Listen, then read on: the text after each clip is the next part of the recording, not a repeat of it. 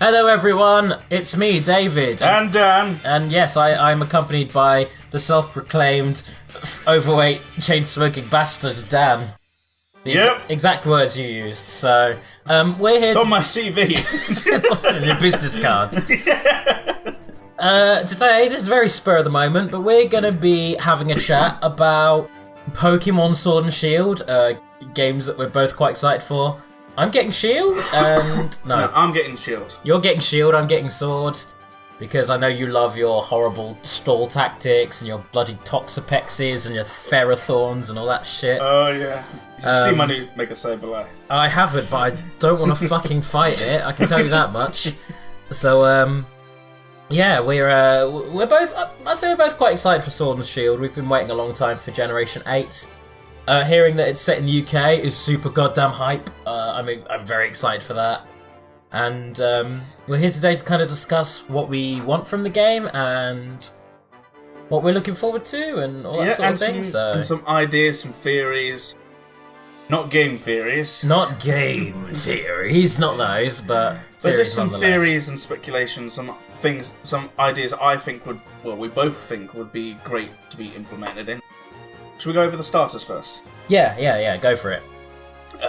So far, just because obviously this video will be immediately proven wrong as things about the game are revealed, we only know of the 3 starters thus far. We know of Scorbunny, Grookey, and Sobble. My idea for Grookey is maybe not a cricket player or a baseball player. You've brought that up before. Is that like a reoccurring theory on the net? Is that what people think it's going to... It's one I've seen brought up a number of times. But I think that because he's a little monkey... Yeah. And he's got a stick and he's hitting a rock, and because of the way they're in like an industrial area, I think that maybe his evolution line will show the evolution of man, going from a monkey with a stick and a rock to something more advanced technologically, showing that advancement. If you got that... Then you go to Sobble, who starts off very emotionally upset and weak in there. As it grows, it will grow emotionally. So you've got something that evolves emotionally, something that evolves technologically. So then Scorbunny, I think, because of the way it runs around, it's energetic like a little child, maybe that will then evolve physically. So you've got 3 evolutions that represent 3 different things, but all evolutions that are moving forward.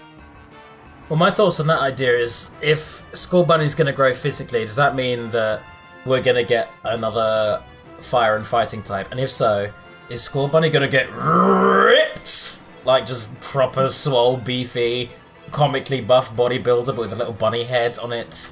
But I think then, creeps like us on the internet... Yeah? Okay, creeps like me on the internet, who search Lopunny, would then ship those 2 together. That's already goddamn happened. I've seen from my Twitter feed that shit's already happened. They have a big buff one. Just a big buff. Big buff one. And... like, with his Playboy bunny. And then, like, you just, like, see, like, Scorbunny's, like, evolved form, just, like, sitting down at the pub, you know, with, like, his gold rings and that, and a silver chain round his neck, and we're, like, with his little Lopunny coming like around. Grills in his teeth. Yeah, all that, being, like hard up, like, London rabbit. Oh, that's proper like Cockney geezer, actually. Yeah. Okay.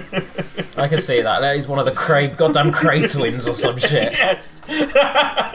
Speaking of the Cray twins, what Pokemon do you want to see? Now that we've said that, I really want to see a pair of like crayfish Pokemon. They're incredibly violent.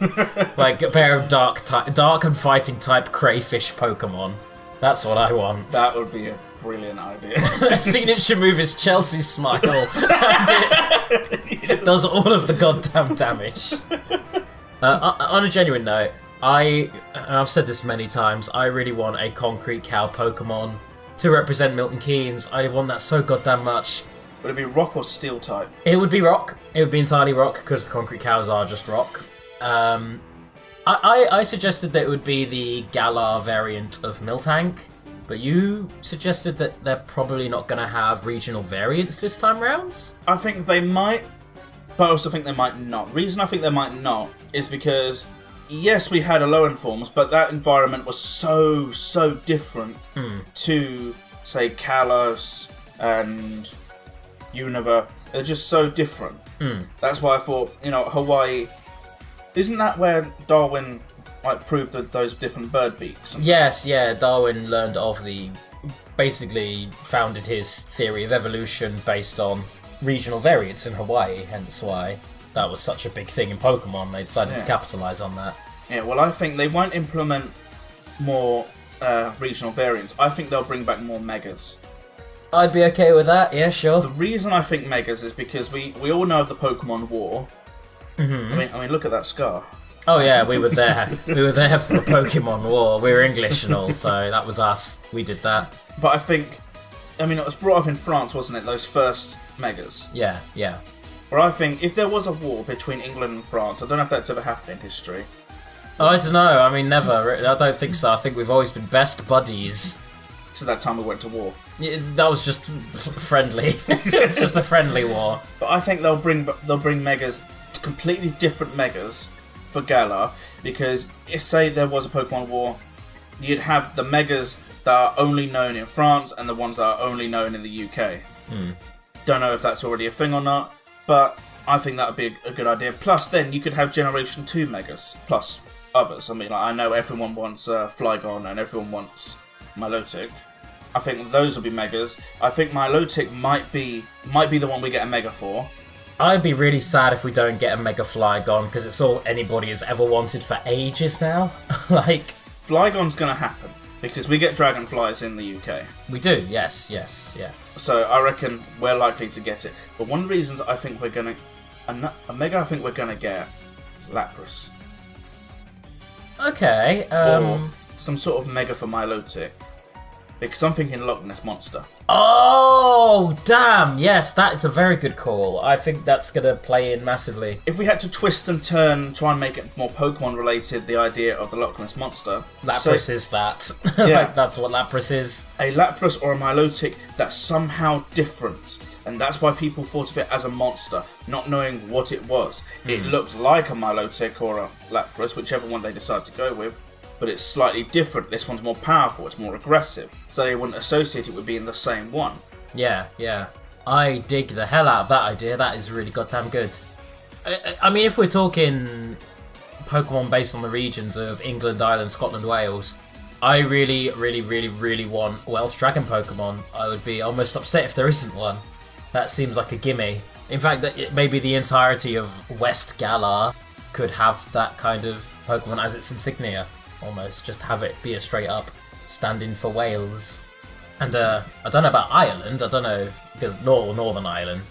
I don't know if Northern Ireland would be in any way represented, but if it would be, then I don't know, some kind of clover or like luck-based Pokemon, like a lucky kind of charm kind of Pokemon. Something with high critical rate. Yes, yeah, something that has like a high crit rate or maybe an ability that makes it hard for things to hit it, you know, something along those lines. Or maybe one of those Pokemon that can that the very few moves it can learn have high critical hits. Oh, okay. Right, what's that rock that. water one? The one of all the hands. Barbarical. I'm thinking because he learns Sniper, ability Sniper, but also has a good amount of moves it's available to learn that have high critical rates. Right. So I'm thinking a Pokemon of that sort of idea. I dig that. That's also very fun. Do you want to bring up the +1 minor? You bring up your... Because we're also talking about how evolutions or developments of already existing Pokemon. Bring up your +1 minor idea, because I kind of like it. I think we're going to have a +1 and minor evolution. They're going to finally evolve. Okay. And I think they're going to gain a secondary type. But ones that can work well together, but also not just battle-wise, but also work well... thematically. Yeah. I think that Plusle will become a fire type, because it has red on it. And I'm not going just purely on the colour. That's a pretty weak justification, but... I've got a good idea. Minun, Minun, whatever you call it, will be either a water or an ice type to gain its secondary. I think type. water is the best one. Yeah, because maybe water. Yeah, water. The idea would be that one represents electric fires, which is a thing, and one would represent steam power with water and fire. So yeah, water and fire come together, make power, make steam. You got electric types, and I think that might be an idea of why the main logos and that, especially on those uniforms and the banners and that, is red and blue coming together. Maybe that whiteness in the middle is steam. So that ties into its kind of industrial aesthetic and maybe the themes of industrial revolution that it might explore.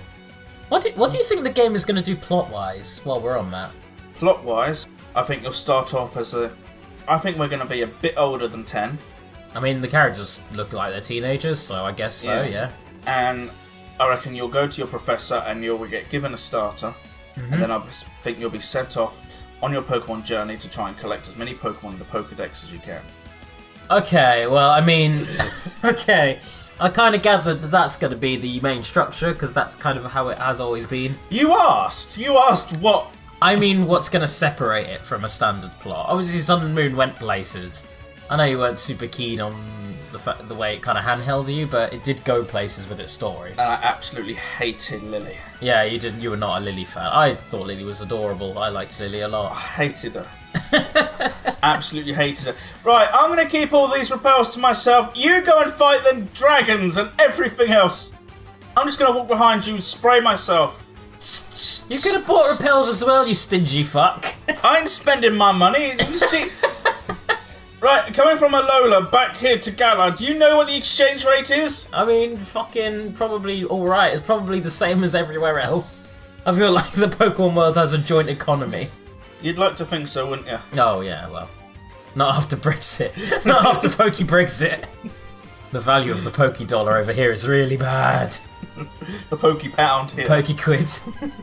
So, yeah, I think the plot is in some way it's going to have you travelling across the different kind of regions of the UK or different parts of Galar, and I imagine that each region will have its own little set of troubles and worries to deal with, and you'll deal with all of them separately. That's kind of an idea I have, is they're going to split it into the regions of the UK, in a sense. Another theory I've been working on, that I've been thinking about, is, you know that stadium? Oh, the football stadium. Basically Wembley, yeah. And how that logo is the red and blue. Yeah. I reckon, do you remember secret bases in the Oryx games? I do remember them. I remember them fairly fondly, yeah. Right, now go with me here, because this idea is a little out there, but I think it fits together when I explain it in the end. Do you remember how you would, with the Street Pass, you would find other trainers, you could battle them, you could recruit them and to put you in your secret base, and you could battle them whenever you wanted? Yeah. I think there might be a similar thing on the Switch, where instead of using the Street Pass, maybe like Wi-Fi connection up with friends and that, and you can save as friends or as opponents who are the other side, who are the other team. So if I'm Shield, I can recruit you as an opponent because you're Sword. Oh, and have that as like an ongoing thing. Maybe that might be a plan. All the Sword players versus all the Shield players. Yeah. Interesting, okay. And doing that, going into these stadiums, having these battles, representing one team, representing another, because competitive sport is kind of what the UK is known for, isn't it? Violence, hooliganism, football hooliganism, that's our big thing. What's that? You're from 20 miles up the road. Obviously we can't be friends, because our football teams are slightly different. Let us battle to the fucking death with glass bottles in this pub. Yeah. Exactly. And that's why I think that there's going to be It's going to be football hooliganism, and it's going to be great. But I really want hooligans. I want football hooligans, but as Pokemon trainers. Now that I joked before, but I mean that now. I want that to be a thing. The final bosses against Newcastle and Sunderland, like they're just in a violent war with each other. They'll be all like these Manchester trainers, but their Pokemon don't obey them because they don't understand what they're saying. That's fucking mean, Dan. That's so mean. What'd you say about me mother?